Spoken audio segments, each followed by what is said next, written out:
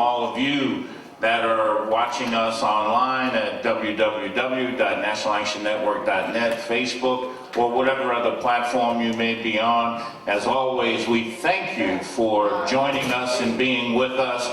We always invite you to tour our website, take action, be a member, give. 5, 4, 3, 2, 1, go. With that, brothers and sisters, you're listening to the National Action Network Saturday Action Rally, coming to you live on WLIB 1190 AM. We're streaming to you across the country on a number of platforms. We are live here in the House of Justice, 106 West 145th Street. Call somebody. Tell them the action is on the air. The Reverend Dr. Al Sharpton is in the house. And right now, brothers and sisters, I'd like you to get on your feet right here. If you're at home, put your hands together for the president and founder of the National Action Network, the Reverend Dr. Al Sharpton. No justice. No peace. No justice. No peace. No justice. No peace. No justice. No peace. What do we want? Justice. What do we want? Justice. What do we want? Justice. When do we want it? Now. When do we want it? Now. When do we want it? Now. When do we want it? Now. Hug the person next to you and tell them you love them.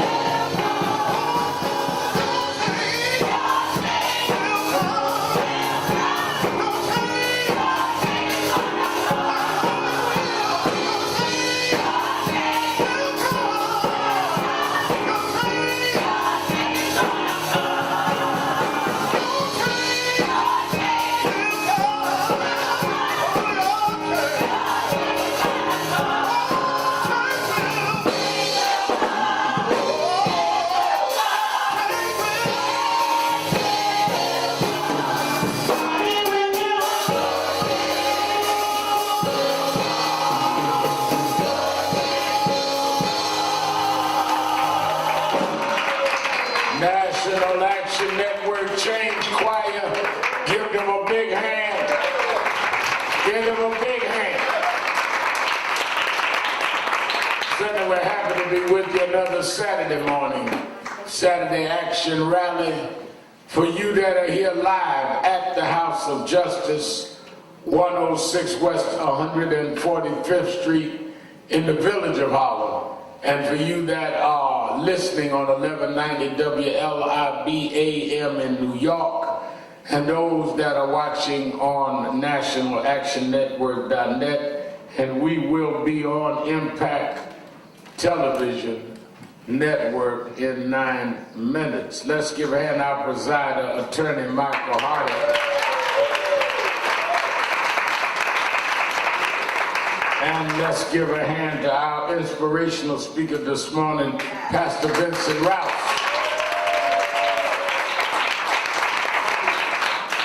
We are certainly happy for those that have continued since NAN's convention as I've traveled, and I got a heavy load this week of traveling, but we've been traveling to make a reality out of what we had convened and tried to resolve that would be our agenda for the coming year. And we've hit the ground running on voting rights, on dealing with economic issues, criminal justice issues, and when I was listening to Victor Pate on the air this morning at the beginning of the rally, these convenings are meaningless if we don't leave and do the work. It's just a party. And that is why we had hit the ground running and activated our chapters. And I've been on the road, going back on the road Monday night, because we need to really deal with implementing what we convene on. I don't believe in people taking their hard-earned money, saving it up to come to New York, which is expensive, and having a bunch of meetings, bunch of big names, and folk go home having spent their money in a feel-good 3 days, and nothing is going to be done. And everybody talk about, well, ain't that many people out there, Reverend, but y'all, well, then that just means we got to work harder.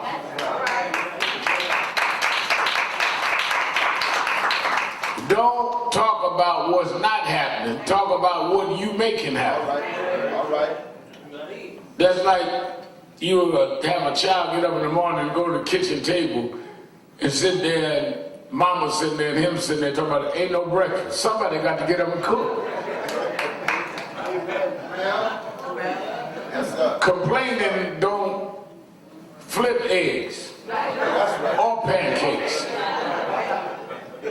Somebody got to go get some eggs and some pancakes and go to cooking. And if you don't think enough is happening, that means you ain't doing enough to make it happen. That's why we call this the National Action Network.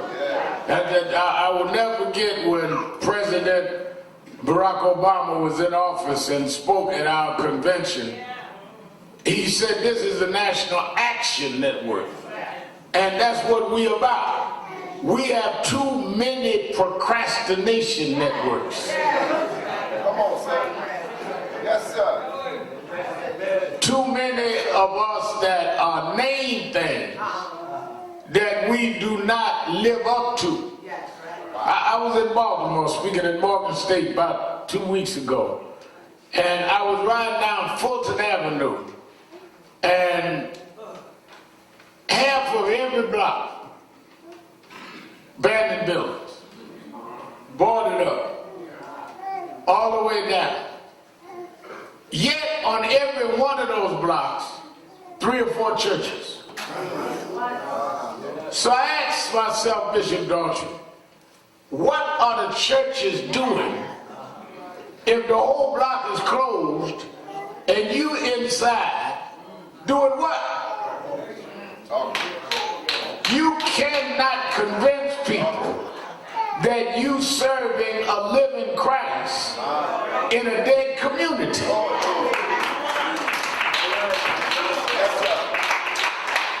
If you represent a living Christ, then you ought to be able to bring life to your community.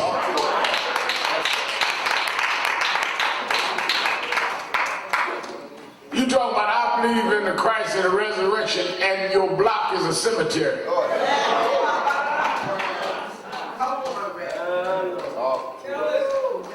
So we're active. I want to thank people for standing up and standing out around this issue with Bishop Herbert Daughtry and Kane College. They, for many years, he would go and address Kane College, and he would be the speaker there. And for some reason, with the new people that came into authority there, they wanted to cancel him, distort his history. They always try to rewrite history and try to act like folk did things that they didn't do. if it's me, if it's Daughtry, if it's whoever, and they disinvited him. The people rose up, and he will be speaking there this afternoon at Kane College. Bishop Herbert Daughtry.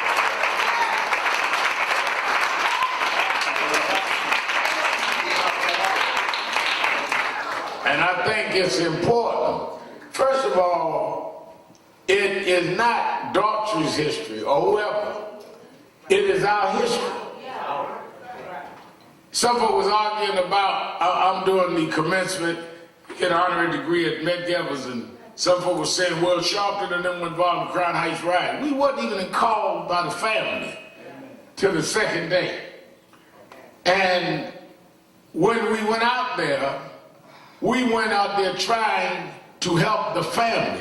What is lost in this? What happened to Yankel Rosenbaum was wrong, disgraceful. None of us would have condoned it. It had already happened before we got there. None of us not only would not have condoned it, would have condemned it. But let's not forget a 7-year-old kid was killed. It's a damn like that don't mean anything. We were dealing with both situations. But that ain't even part of the discussion. They never say the reason I came to Crown Heights is because the 7-year-old kid's daddy called me and asked me to come out there and preach the funeral and help with the community. Because he don't matter. They act like I just went out there to cause trouble. I went out there responding to a mourning family. Reverend Daughtry was there for that reason. When we fight the Garner case, or any cases, we're responding to the victim. That's right. Well, that's right, y'all. Well, what are they doing out there? Would the victims call us, what you doing out here? How is the uninvited going to ask the invited why they there?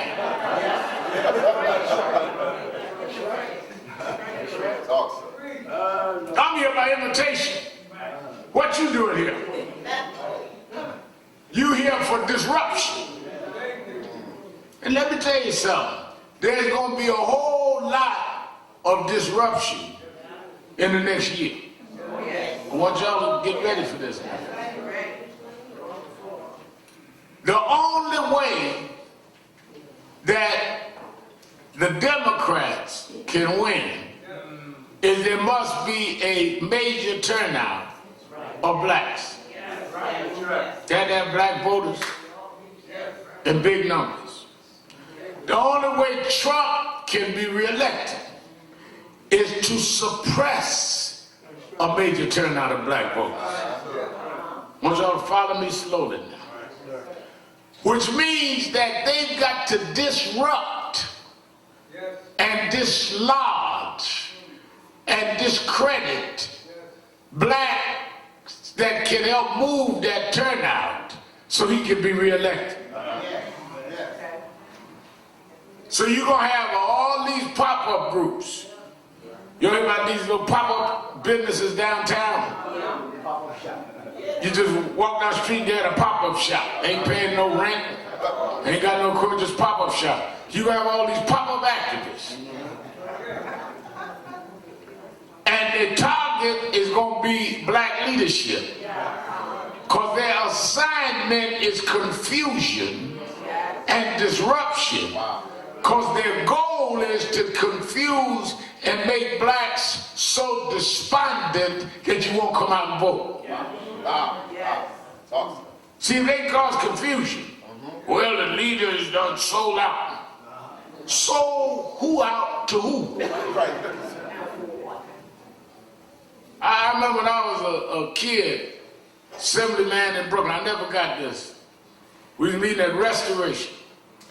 And he was a assemblyman, I won't call his name, but he was a assemblyman, he was up trying to speak, and one of the brothers jumped up, you sell out.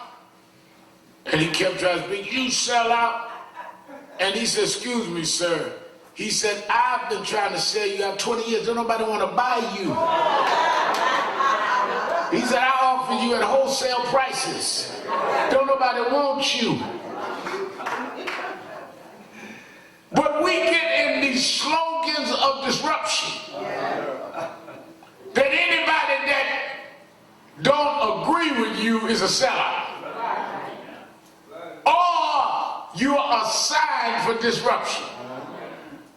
Well, I think the NAACP and Sharpton and them getting paid. Paid by who? I don't know. Well, then why you bringing that up? Because you're a disruptor. Paying us to do what? If we tell them to get out to vote, what they paying us for? But we're so used to mess that we believe any mess. Because we messy.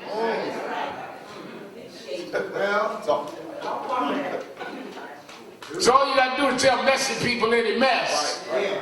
And we believe it. Girl, I saw your husband out. They ain't got to say nothing else. And you mad. Ain't nobody told you out where, when, who, for what. Just plant it in your messy head. And he come home and you and him had the biggest fight in the world on some mess. And you don't even know what you mad about. Out where, when, who, about what. But just planting seeds. And they gonna try to plant seeds because if they can get enough of us not to vote, they can get Trump back in. They cannot get in unless they can get our vote down. Be real clear about that. And I want us to be real clear. They're gonna be throwing a whole lot of money around. And you're gonna see a whole lot of folk doing a whole lot of unexplainable things. That's why you got to keep your eye on the prize and be focused. And I think that unless we are disciplined, we're going to be disappointed. Because don't you underestimate now where we at now. And I'm going to get into that in a minute, but don't think because the Trump is ridiculous that he just going to lose from being ridiculous. He was ridiculous the first time. He ain't just started being ridiculous. But there's an agenda there. And I'm watching all these little group 2 or 3, ain't got no followers. But they leaders of nobody. I was watching this week, I'm gonna call a march. 2 folks show up.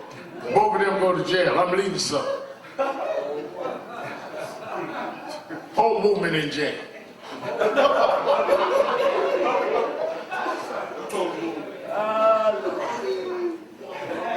Show freaks. Let us welcome our Impact Television Network.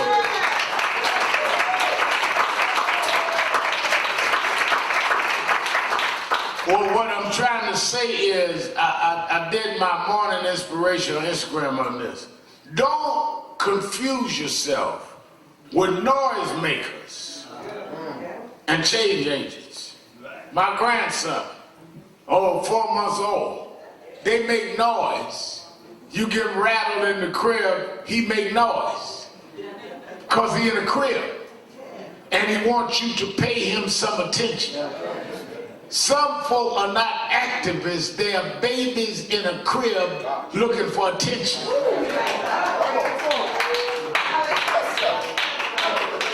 So they run, jump through something, and then run to the TV to see if y'all pay them some attention. Just rattles. And the way you know they'll come to, what did Rev say? I know Rev saw that. No, I sent you a rattle. I didn't see the news. I was on an airplane, but I sent you a rattle. So you can make all the noise you want. I'm not about making noise, I'm about making change.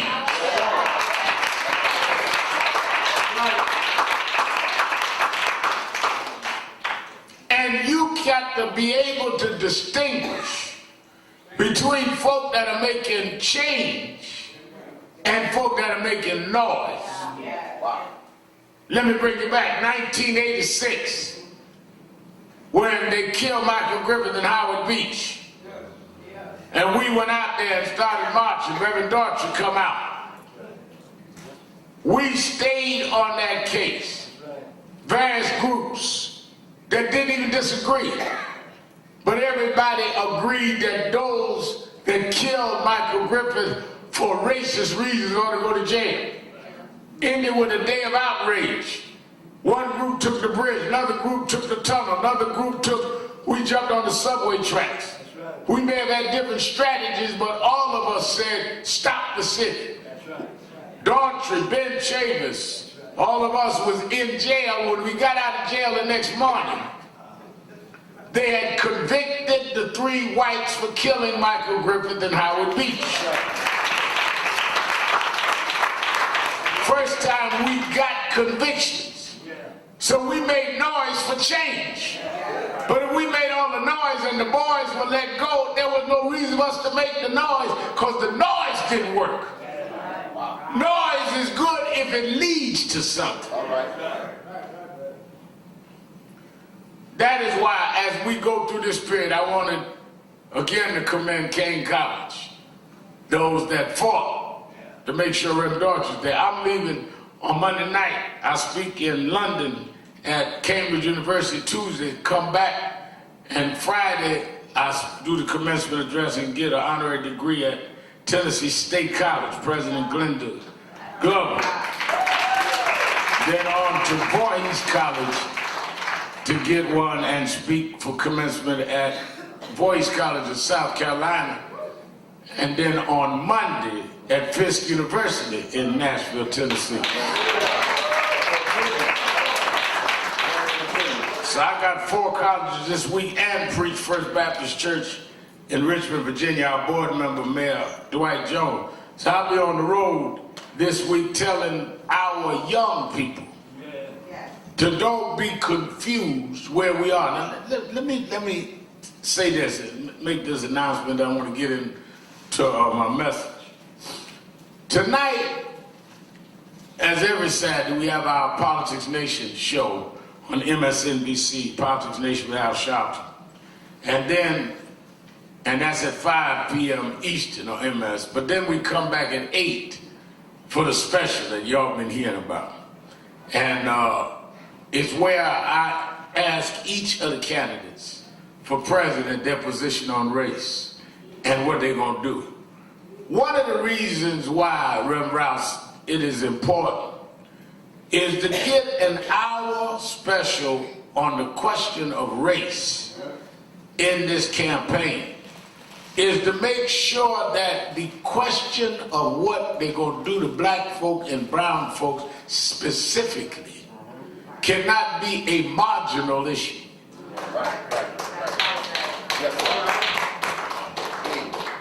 When the last time you seen a network give a whole hour just on race and presidential?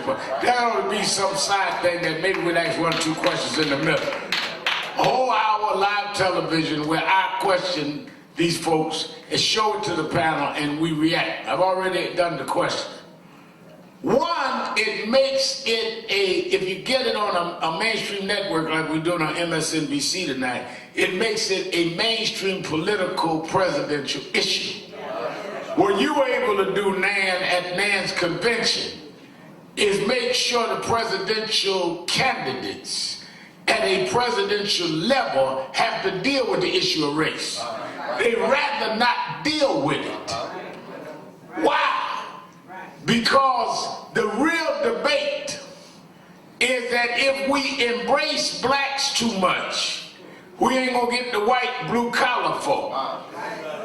So in order to get the white blue collar folk, y'all just understand we gonna just wink at y'all and not come to y'all. No, you need to respect us and the white blue collar folk.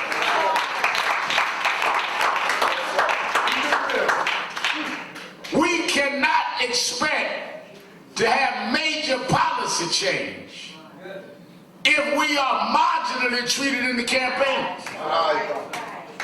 So to just make them show up is one step toward that. Second, then to make a network show it to the nation. Third, that's why when candidates call me, now we want to talk, meet me at Sylvia's. Why? The coming to Harlem at our place we own shows that you're going to not ignore us and respect us.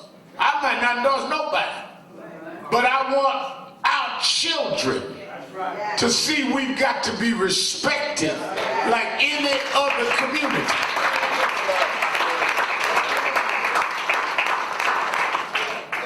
Don't meet me under the willow tree at midnight when nobody could see. Meet me right up in Sylvia's in the window. Let them take the picture so that these kids walking by with sagging pants can understand that folk can't get to the White House without coming up here and respecting us.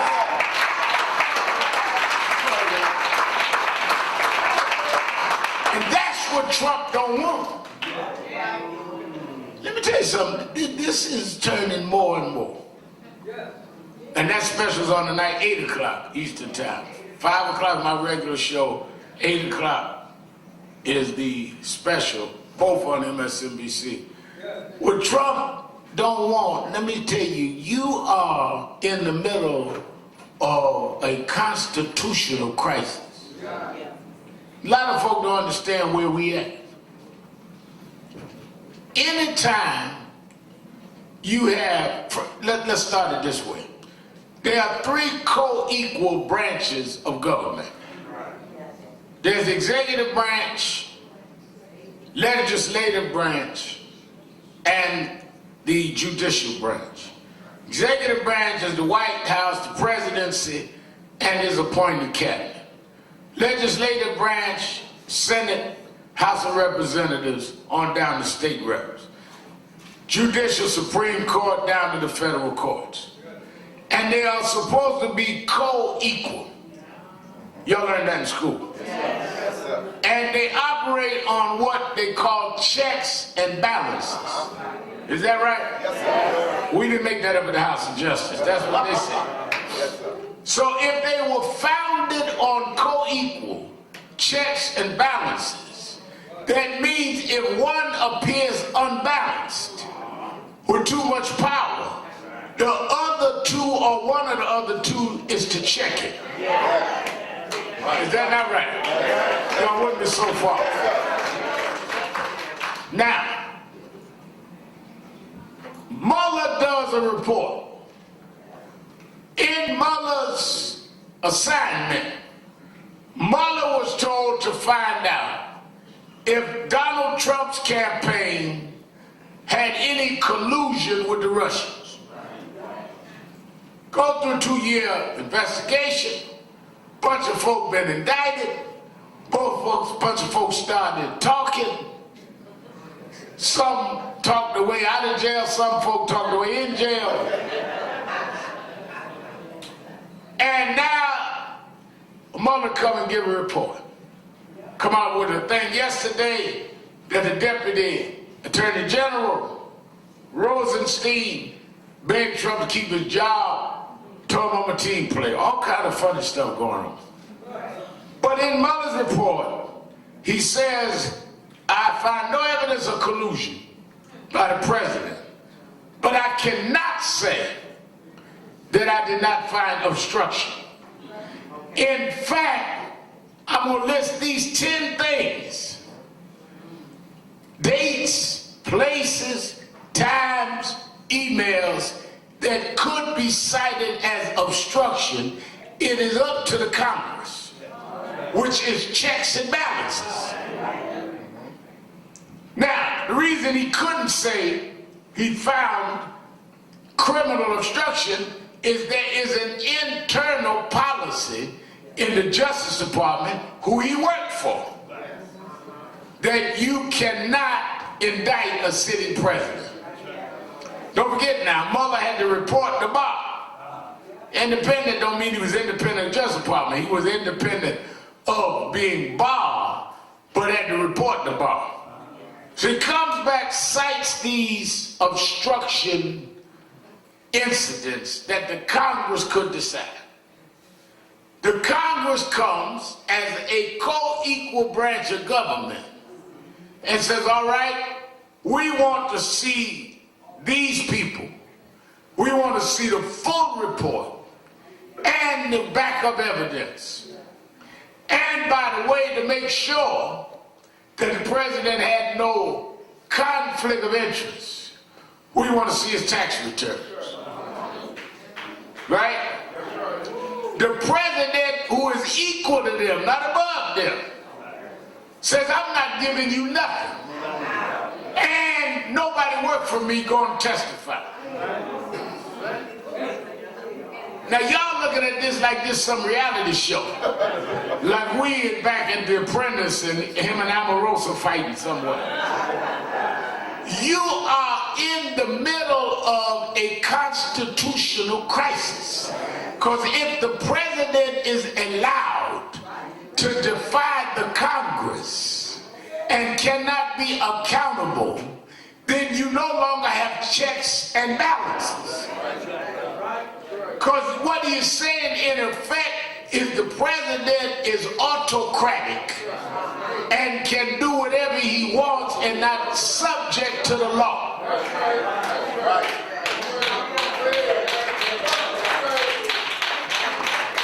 So this election is not about Trump, Republican, and whoever is a Democrat. This is about what the presidency is going to be. Are you going to have an autocratic leadership? Or are you going to have a democratic check and balance? That's the first thing this country got to decide. Second thing is, in terms of those of us that have been on the bottom, we've got to unapologetically deal and make them deal with the question of race. A lot of y'all saw I was on 2 or 3 television shows yesterday promoting the special coming on tonight.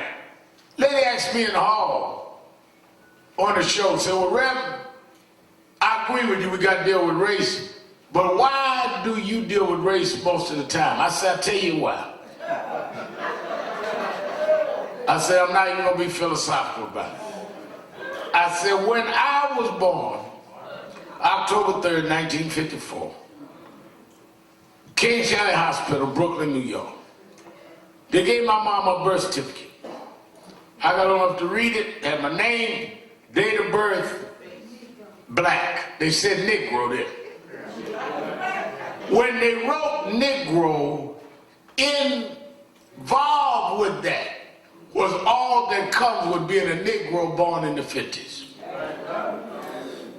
So I have been dealing with race ever since, because my racial designation determined what neighborhood I could live in, what school I could attend, how much my income would likely be, that I was more than likely to be hooked up in the criminal justice system. My race defined me.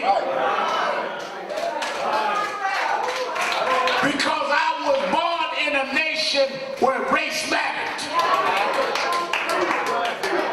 And if you didn't want me to deal with it, you would have had a society that did not make racial differences. How you gonna put me in a box and then ask me why all I talk about is being boxed in?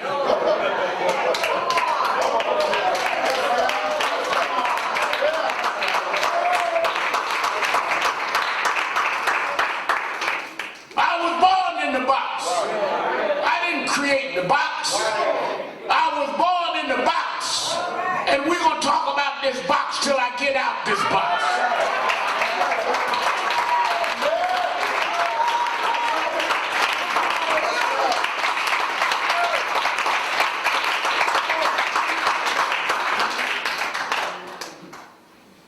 They march in Charlottesville, Virginia, openly, talking about Jews will not replace us, openly anti-Semitic slogans, openly talking about blood and soil, which was a Nazi expression. 2 years ago, first year anniversary, I went to Charlottesville and preached main church there. They asked the president yesterday, do you now think Joe Biden announced he's running? Joe Biden put out the film, the video of his running, talked about Charlottesville, So they asked the president yesterday, do you now think that what you said about nice people on both sides was wrong? He made it worse. He said, no, what I answered it then perfectly. That's what he said now. And he said that those people were not all neo-Nazis. And watch this. He said some of them were there because they wanted to keep the statue of General Robert E. Lee, who was a great general. And I've been talking to some generals in the White House, and he pointed at the White House, that have told me he was their favorite general. That's what he said. General Robert E. Lee was the general of the Confederate Army. The Confederate Army fought to keep us as property and slaves. As importantly, he led a treasonist army to overthrow the U.S. government.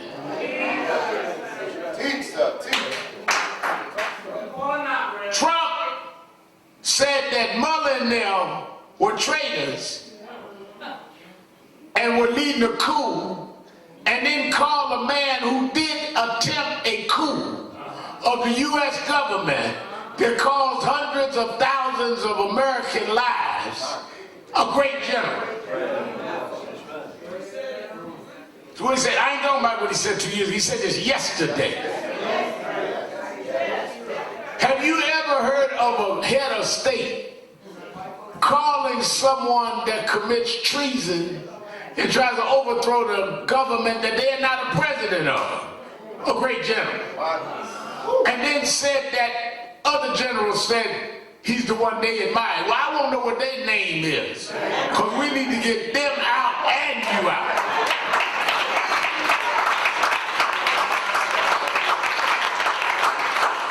What are you saying to me if you're telling me that a man that led the military onslaught and rebellion to keep me a slave, to keep me property, to keep me with no name, no family, no right to name my own child, and you call him a good general, what are you saying to me? Keep telling y'all, you got to have an insult level. They beat your self-esteem down till you don't even know what you've been insulted. Some things folk can't say to me. Some jokes ain't funny to me.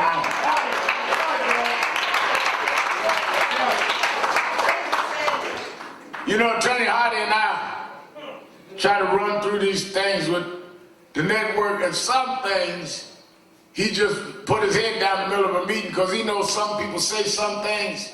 Something I ain't gonna let him cause a hold of it. Let's go right back up to what you just said, because some things is not passable to me. Some of y'all just let anything go.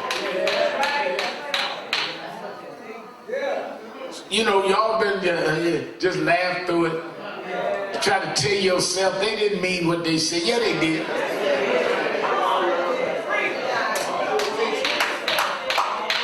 And if they didn't mean what they said, I mean what I'm getting ready to tell them.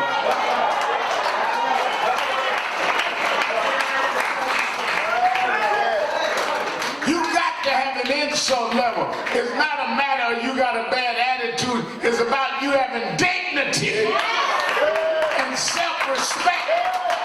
Don't talk to me like you ain't got no sense.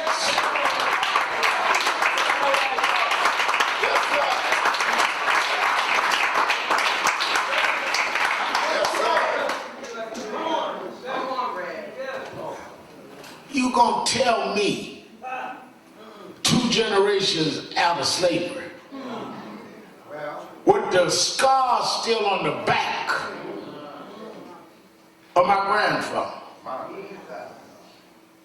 with my relatives having hung on branches and lynched, and you gonna tell me the man over that army was a great general, and you think I'm gonna sit by and let you continue to preside and you gonna send some rent-a-toms out to try to confuse us?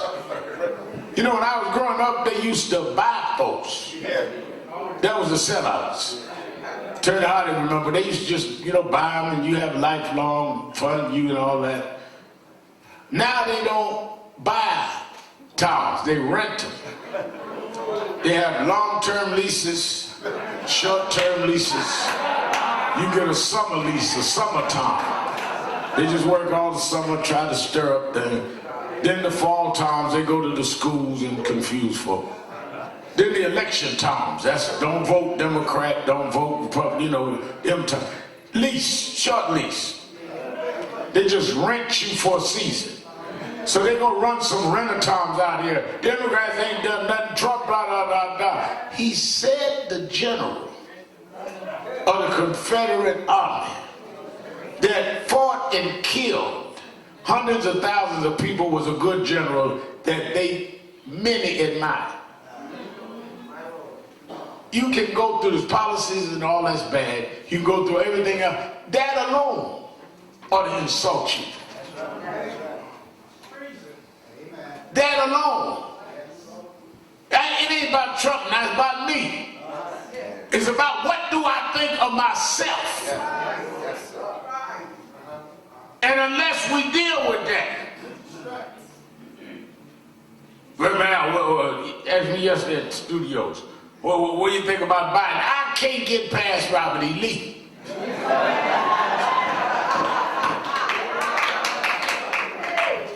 What do you think Biden? Wait a minute. President commended the slave general. Y'all don't rush past that. Because that tells you everything we need to know going in this election. There's no race that would tolerate anybody that a head of state that glorifies who enslaved them. Nobody would take that, and we are not going to take it out.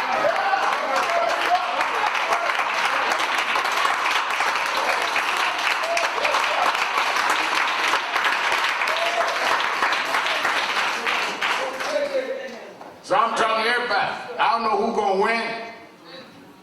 I talked to Biden, I talked to Cameron, I talked to Cory Booker, I talked to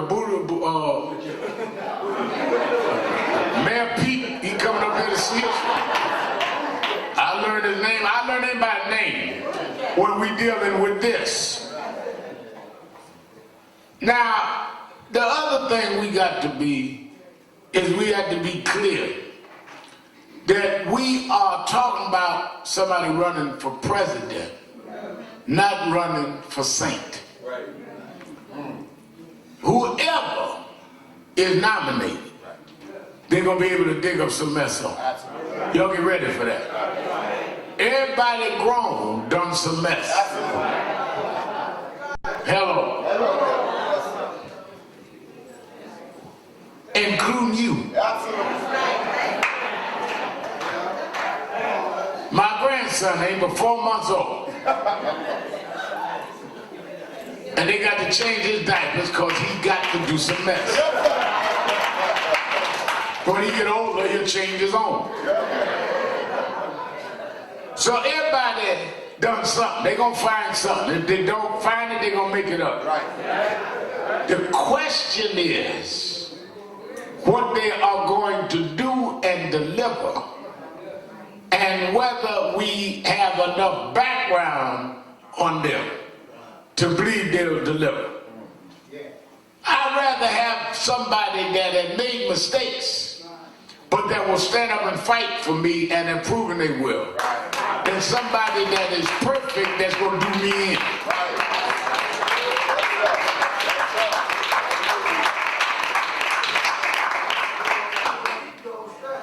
I tell people all the time, I'll tell you how to bring folk in. We be hiring people down in corporate, hiring people, House of Justice, wherever. And people, you know, turn their heart in their resume and he interview them, get down to the last 4 or 5 finalists and recommend them to me. And he'll tell you, I look at some of them and say, this guy too perfect. I don't want nobody that ain't never made a mistake working for me. Because if you that perfect, then I don't know how you gonna handle when something go wrong. Because you ain't never had to handle it.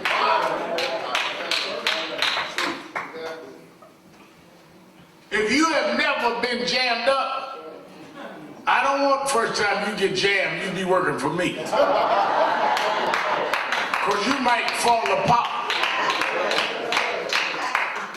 I tell Sir all the time when I'm traveling, I'm going, like I told you, 4 cities this week and London, England. I don't want no pilot or no flight I'm going on this week that this is his first trip. You know, I'm known enough now to pilots speak to me. One of them tell me, well, Mal, I just got out of school. I'm glad to have you on board. My first trip, I will get off the plane.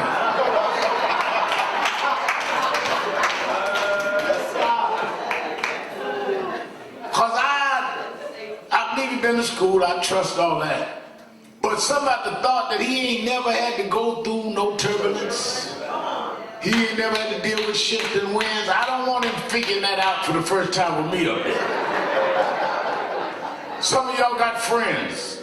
Remember, I used to meet my friend, been to the best school, best fraternity, ain't got no smear on their name, no nothing on their character. Well, don't hang out with me. I want folk that been through something. I like friends that been knocked down, dragged through the mud, talked about, smeared, dirtied up, and somehow God picked them up and cleaned them off. Because they know how to get through something because they've been through something.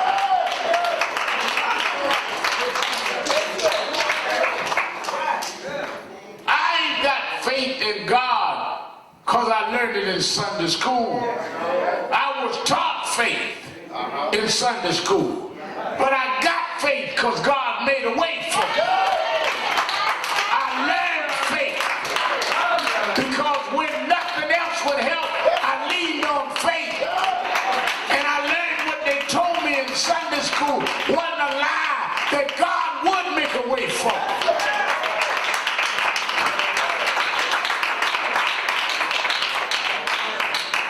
I listened to Rem Rouse.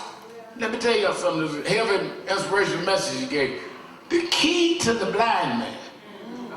First of all, Rouse talking about don't lose your voice. First of all, y'all are too proper and petite to get healed.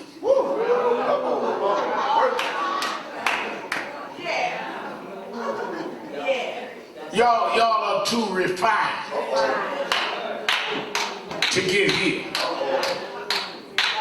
You know, I go to some meetings with the national civil rights leaders, and I can almost hear the leaders in Congress and leaders in corporations when I come and say, oh, he's shouting. Because I'm like the blind man. Ain't no use sitting up here with everybody else with eyesight, and I'm blind, and act like I can see.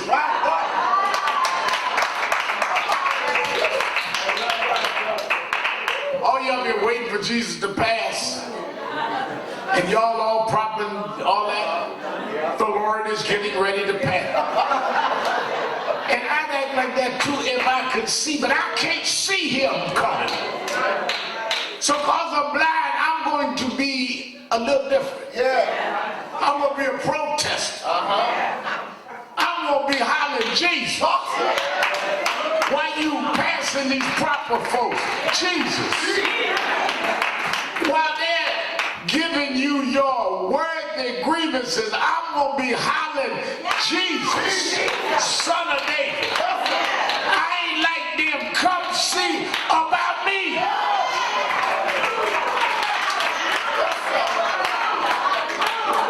Because if you come, and if you really Jesus, first of all, I'm going to see if you really the Jesus you say you are. Because if you the Jesus you say you are, you didn't come for them, you came for me anyhow.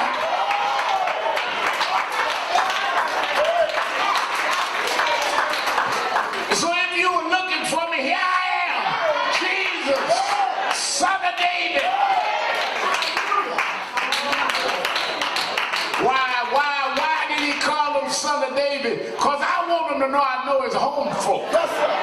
I know his lineage. He come from those that beat giants like Goliath. I want him to know if he's Jesus, that down in his blood lineage, he's a Goliath slayer, son of David. Yes, sir. Come see about me. Yes, sir. Folk around Jesus, Rouse wanted him to keep going. Right. They were trying to keep the schedule. Yes, sir. They had schedule to do. Keep moving, Jesus. Come on. You know, we ain't but a few days from Palm Sunday. Right. We got to get you into Jerusalem. Keep going. And Jesus stopped. Yes, sir. Because he didn't step down from the right hand of God to just see some folks bowing and scraping to him. He came Yes, sir. for those that nobody else had time for. Yes, sir. He stopped.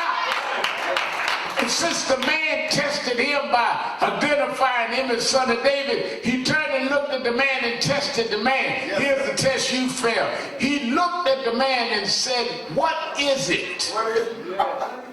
that you desire of me? That's where y'all flunk. When you get God's attention, you don't tell him what you want. What God? And the guy didn't go through quoting Thoreau and Tolstoy and Reinhold Niebuhr and this and that. He said real simple, all I Yes, sir. Yes, sir. want is to receive my sight. When you get the attention, that's why I started with attention seekers. You got to know what you want. And here's the key. Jesus didn't go through no blessing plan. Come on, sir. He didn't take out no olive oil. He didn't give no cloth that had been on the back porch with the roaches and sunbaked. The Bible said he looked at him and said, your faith. I ain't got to do no signs and wonders. Your faith. I ain't got to tell you go study this 7 days and flip backwards. Your faith has made you whole. If you believe it, you can receive it right now.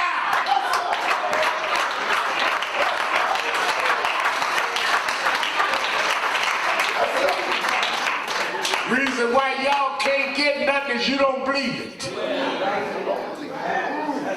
Reason you can't receive it is you really don't believe you can have it. Somebody done talked you in to all you gonna get in life is be abused and beat down, and you can't get no justice. And that's just how the system is. And I just got to live like this. But your faith, if you got the faith to rise up, then you get on up and stand on your faith. I don't know how, I don't know when, I don't know where, but my faith told me I can make it anyhow.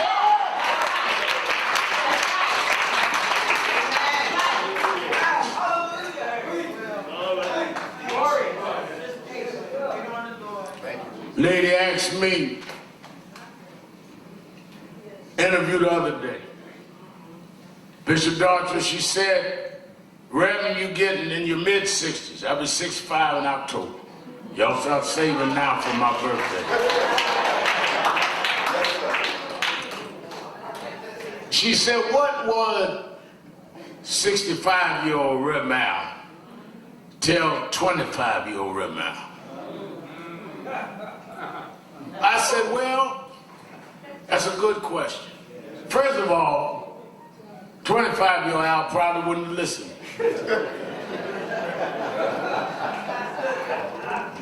You think about it.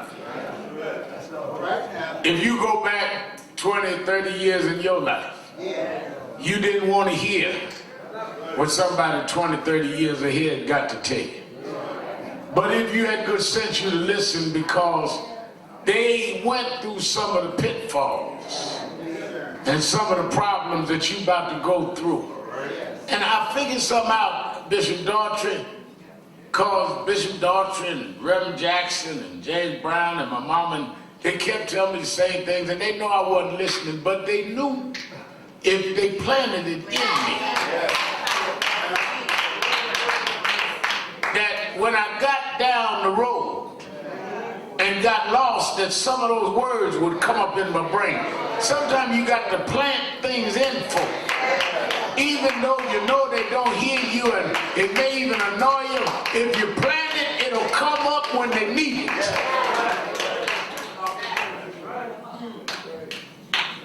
Oh, when you got things going well, and mama tell you, well, when you're broke, this is what you do.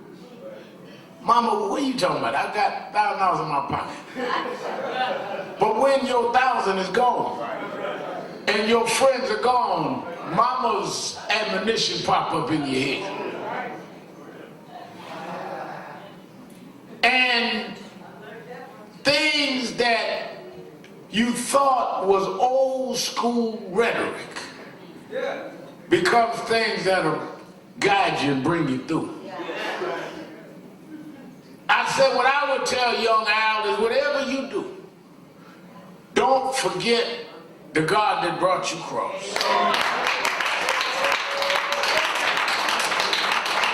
If I could warn you of certain things that don't get involved with, it wouldn't be fair because you need to live through them, because every knock is going to be a boost. Every lie on you is going to make you stronger. Every time they distort you, it's going to not destroy you, because you will become more emboldened. Everybody that gets close to you and then turn and leave you, they're only getting out the way because God may want you all to himself. I will tell young Al that you sometimes can be lonely but never alone. Because some of the folk that left you on your journey, they might have been in your way, and God wanted you to go a stretch where the only friend you had was him, because he'll walk you through the dangers and trials and tribulations. Don't worry, young Al, hold on to your faith. Don't get too attached to nothing. Because all things, including friends, including some family, is temporary. But there is a God. The God that blew breath in your body. He'll never leave you or forsake you. Your idols will fall and your role models will disappoint you. But there is a God that'll never let you down. And I know you're going to get scared and nervous even when you act like you're bold. But don't worry, fall back on no weapon formed against you shall prosper. Stand anyhow. Stand anyhow. Stand anyhow.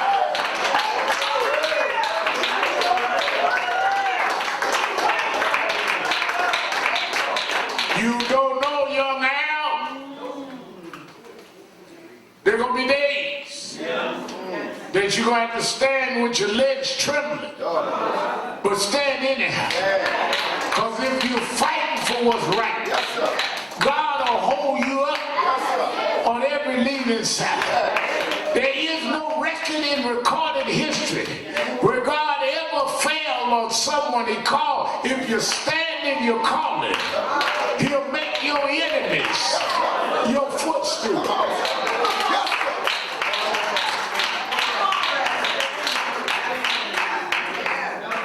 I saw somebody the other day, used to be a good friend of mine years ago. He said, you know, Rep Mal, I know it hurt you when I left and went a different way, but I said, no, let me tell you something. Look and go to the Bible, look at Joseph's story. His brothers sold him. His brothers put him in a pit. And not that he done anything to him. They were jealous of him. Because they felt that their father loved him more than him. Some folks just don't like you because they think you got favor. That they ain't got you be scratching your head, trying to figure out what you did wrong. You ain't done nothing wrong. insecurity got them. They are jealous and envy and insecure. And this was his blood brother. And they threw him in a pit. But what looked like a pit was just a pit stop on his way to where God brought him. He went into slavery, but he never stopped prophesying. He never stopped speaking up like Ralph said. And where it got to the king that he knew things. And he was able to give a message that they needed to hear. But because of the wife taking a liking to him, they imprisoned him. But when difficult times come, they got to come and unlock the cell they put you in. Because they need more than an attention grabber. They need somebody connected to God. And they come and got Joseph. And Joseph said, I'll tell you what it is. They're going to be 5 years of famine and 5 years of plenty. I'll tell you how you set this up. And they made him a governor. Went from a sold out by his own brothers, an inhabitor of the pit, a prisoner all the way to governor. But let me tell you this, I'll let you go. When God exalts you, when God lifts you up, little Al, young Al, when you go through the scandals, when you go through the spirit, when you go through being talked about, when you go through your heart being broken, and God lifts you up to show that it's God, don't get revenge.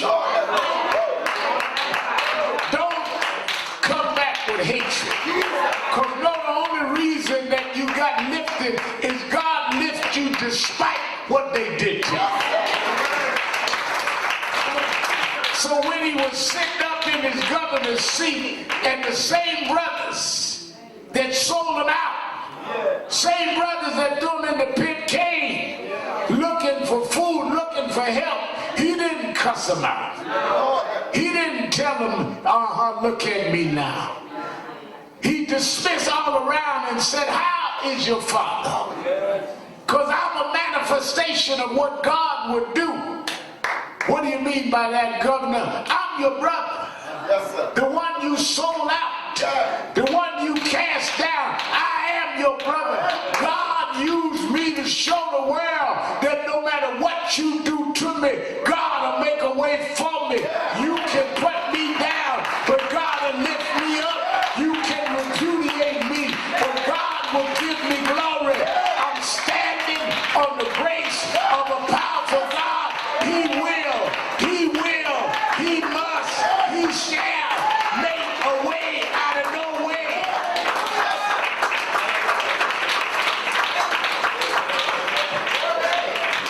Tell my enemies, tell my detractors, tell my friends that's gone, I'm still here. Come in and say, 145th and Lennox, you shot me, but I'm still here. You talked about me, but I'm still here. You smeared me, but I'm still here. God is still on the throne. He promised. He promised. He promised. He promised. He make my enemies leave me alone. I'm still here. I'm still here. I'm still here. Everybody sing. Everybody sing.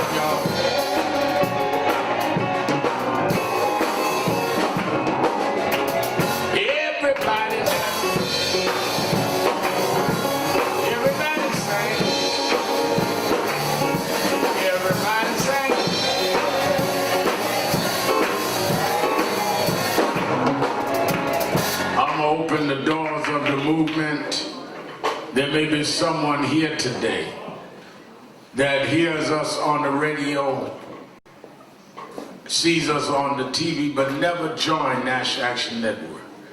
I want you today to join, especially today, because I want you to make a statement to yourself and others that I'm going to be part of something bigger than me.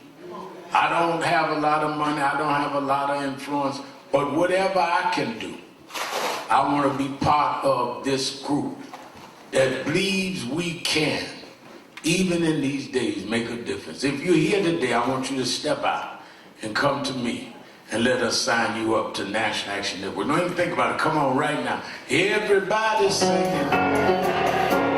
Come on. Everybody singing. Everybody singing.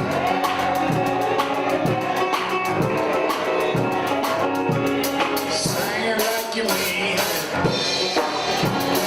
Sing it like you mean it. Sing it like you mean it. Yeah, we want justice. Got to have justice. We need justice.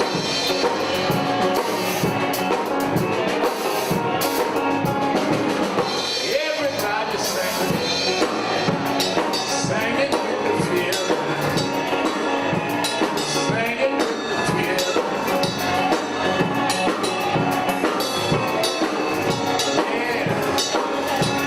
Everybody now. Everybody now. Everybody sing it. Yeah. All right. Got one more. Come on, sing it for everybody. Sing it. Everybody sing it.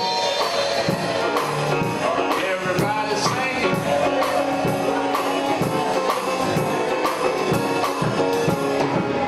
All right.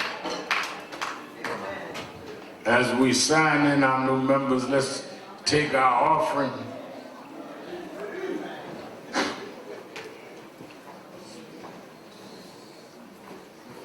On Monday, Derek Ferguson, our New York, our regional director, got a group meeting us. I'm going to have a meeting with Mayor Pete, and then we're going to welcome each candidate as they come to Harlem, and then let y'all eat as I meet with them privately.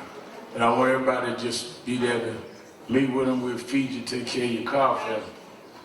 Because I want the nation to see they got to come to Harlem where Adam Powell made this, the political capital of Black America. Monday, 1 o'clock, we're going to meet at Sylvia's. And all of them going to come. Because we're not going to not be on the agenda this year. That's right, that's right. And they're going to be some super duper critics, the right wing having a fit. And then there's going to be some blacks, they're going to lease out. And I'm glad to provide them with a job. I hope they save a little of the money that they get for being hired against me. Save some of it. Because election ain't but a few months. But we're going to do what we got to do. All right, let's raise our offering. We had a great legal night on Thursday. Give Attorney Hardy a hand.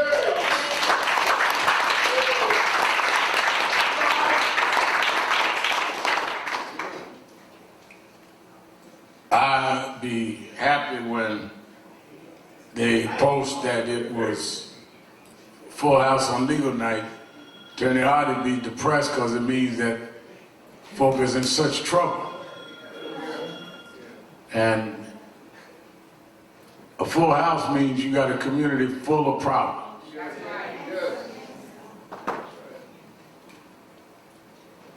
All right, let's raise our offering.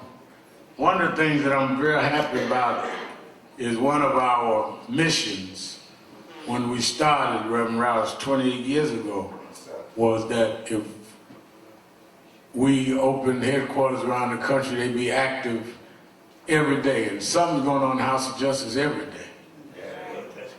And that's what we want. And as some developers on board here, we done negotiate and make sure we stay. When they rebuild, we're going to be even more space here. Because there has to be places that people can come and have access to deal with. And that's why I wanted on the ground. People just roll right off, don't care how they dress. They can, what their background is.